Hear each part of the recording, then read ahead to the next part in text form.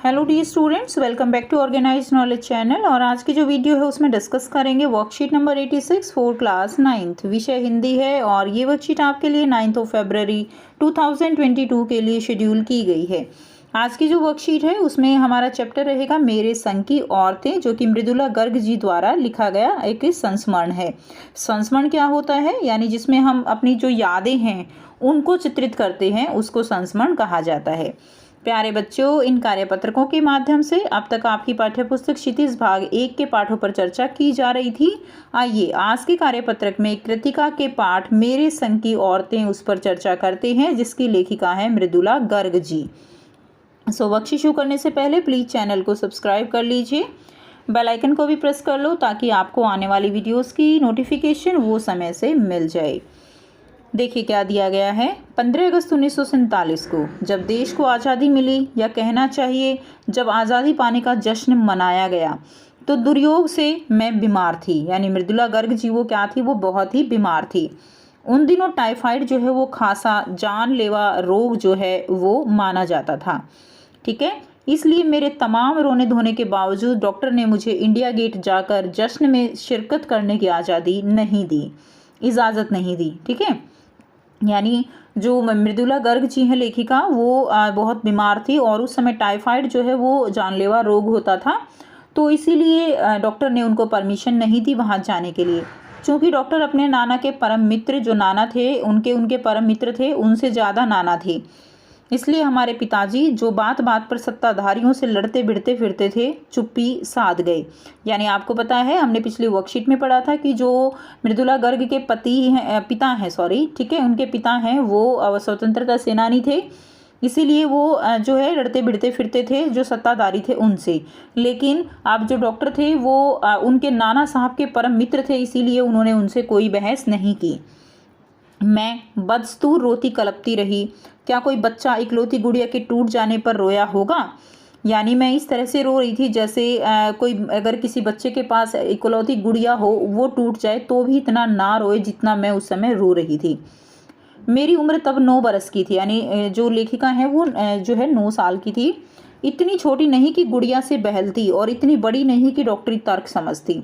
यानी एज जो है वो कुछ इस तरह सी थी कि गुड़िया दे दो तो ऐसा नहीं था कि वो बहल जाए, और ऐसा भी नहीं था कि डॉक्टर की सारी बातें जो है वो एकदम सारी सीरियस होकर समझ लें।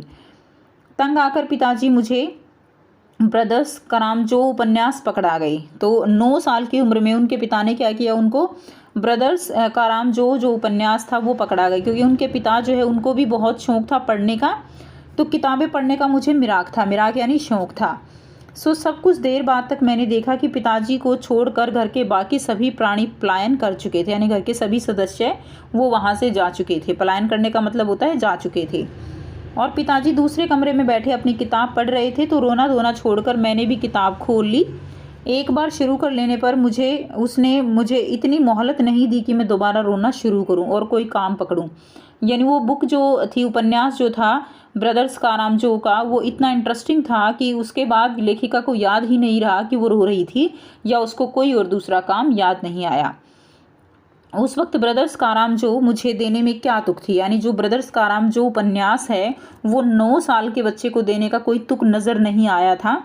तब मेरी समझ में नहीं आया। तो उस समय वो उपन्यास उसने पढ़ा, लेकिन उसकी समझ में कुछ ज़्यादा खास नहीं आ रहा था, लेकिन फिर भी वो काफ़ी इंटरेस्टिंग लग रहा था। किताब से कितनी समझ में आई वह अब तक नहीं जानती, क्योंकि उसके बाद इतनी बार पढ़ी कि सारे पाठ आपस में गड़बड़ हो गए। यानी जो है एक तरह से सारा कंटेंट जो है वो मिक्स हो गया। कितना पहली बार में पल्ले पड़ा, कितना बाद में कहना मुश्किल है, पर इतना विश्वास के साथ कह सकती हूँ कि उसका एक अध्याय जो बच्चों पर होने वाले अनाचार अत्याचार पर था, मुझे पहली बार में ही लगभग कंठस्थ हो गया था। कंठस्थ का मतलब होना है याद होना।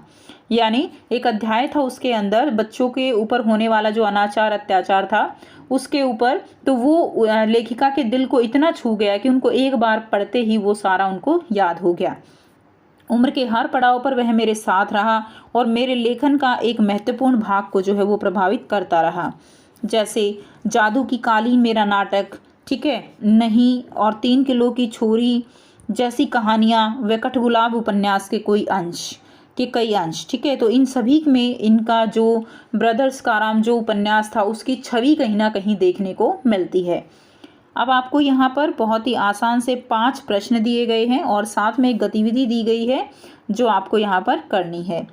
सो आशा है इस गद्यांश को पढ़ वे समझ लिया होगा। आइए इसी गद्यांश पर आधारित कुछ प्रश्नों के उत्तर खोजते और लिखते हैं।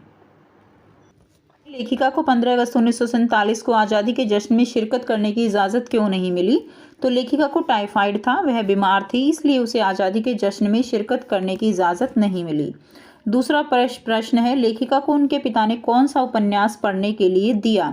तो लेखिका को उनके पिता ने रूसी लेखक दास्तोव्स्की द्वारा लिखित ब्रदर्स कारामजोव उपन्यास पढ़ने को दिया। प्रश्न 3, उपन्यास के कौन से हिस्से ने लेखिका को सबसे अधिक प्रभावित किया और क्यों? सो उसका एक अध्याय जो बच्चों पर होने वाले अनाचार अत्याचार पर था, उसने लेखिका को सबसे अधिक प्रभावित किया क्योंकि यह बहुत दिल को छू लेने वाला था, ठीक है। उसमें बहुत ही ज़्यादा एक तरह से संवेदनाएं भरी थी, जिसकी वजह से लेखिका को सबसे अधिक वहाँ जो है प्रभावित हुई, क्योंकि वो खुद जो है क्या थी, उस समय एक बच्ची थी। नेक्स्ट देखिए, प्रश्न 4 है, लेखिका की किन रचनाओं में इस उपन्यास के अंश का प्रभाव पड़ा? तो जादू का कालीन नाटक, नहीं, व 3 किलो की छोरी कहानी, कठगुलाब उपन्यास आदि पर उस उपन्यास का क्या प्रभाव पड़ा? प्रश्न 5 है, लेखिका को किन परिस्थितियों में वह उपन्यास पढ़ने को मिला? तो कौन सी परिस्थितियां थी जिनमें उसको वह उपन्यास पढ़ने को मिला? लेखिका बहुत बीमार थी, इसलिए उसको 15 अगस्त 1947 को आज़ादी के जश्न में शिरकत करने की इजाज़त नहीं मिली, जिसके कारण वह बहुत रो रही थी। तब उसके पिताजी ने उसे वह उपन्यास पढ़ने को दिया। नेक्स्ट देखिए, गतिविधि दी गई है, आप भी विषय से अलग कोई साहित्यिक रचना पढ़िए और उस पर अपने विचार लिखिए। तो यहाँ पर जो है सिंपल आपको बताने के लिए जो ब्रदर्स काराम जो है उसके बारे में ही बताया गया है कि ये कैसा उपन्यास है।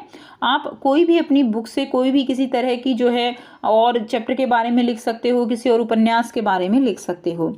तो 19वीं सदी के रूस पर आधारित द ब्रदर्स कारामजोव एक भावुक दार्शनिक उपन्यास है जो ईश्वर, स्वतंत्र इच्छा और नैतिकता के प्रश्नों में गहराई से प्रवेश करता है। यह नाटक एक साजिश के साथ एक आधुनिकीकरण रूस के संदर्भ में विश्वास, संदेह और तर्क की समस्याओं से निपटने के विषय के आसपास घूमता है, ठीक है। तो इस तरह से आप इसका आंसर लिख देंगे। आप चाहो तो इसमें और भी डिटेल जो है, जो भी साहित्य आप पढ़ते हो, कोई भी रचना आप पढ़ते हो, उसकी डिटेल भी आप लिख सकते हो, अपने अकॉर्डिंग आप इसको फ्रेम कर सकते हो। सो ये थी आपके आज की हिंदी की वर्कशीट। आई होप सभी स्टूडेंट्स को ये क्लियर है। कोई भी डाउट है तो आप पूछ सकते हो। वीडियो अच्छी लगी तो वीडियो को जरूर से लाइक कीजिए, शेयर कीजिए और चैनल को सब्सक्राइब कीजिए। So thanks for watching, have a nice day.